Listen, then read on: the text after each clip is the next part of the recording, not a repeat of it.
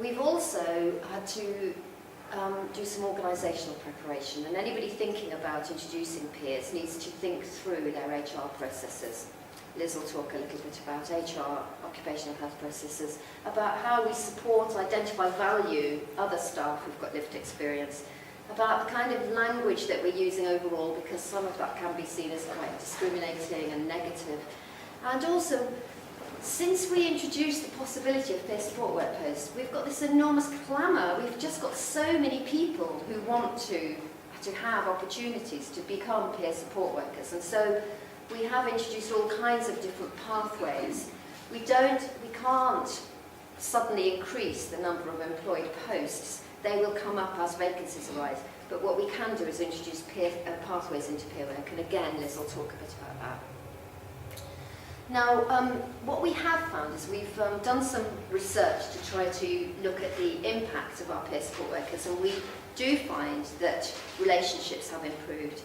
So what we can demonstrate is that there are better relationships between service users and staff, services and their own condition. So through being supported, through peer support workers being in the organisation, then the organisation is able to offer a more accommodating, accessible and appropriate service. Staff, because peer workers are in the workforce, are more open and able to use their own condition, their own experiences. So in fact, that's an improved relationship between staff and their own conditions.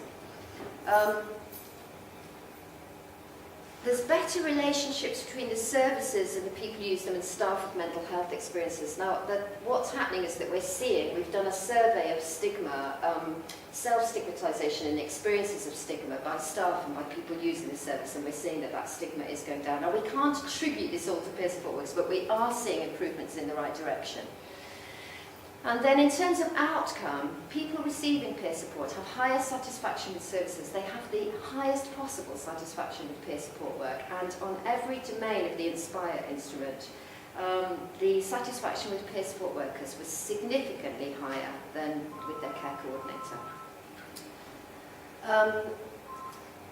We found that 97% of people supported by peers fully or exceeded personal goals that were set. The culture of care has been measured through achievement of team recovery implementation plans, so benchmarks using the TRIP, which is used on IMROC, and where the peer support workers are based in teams, then their cultural movement forward is improved, is better than teams that haven't got a peer support worker on them.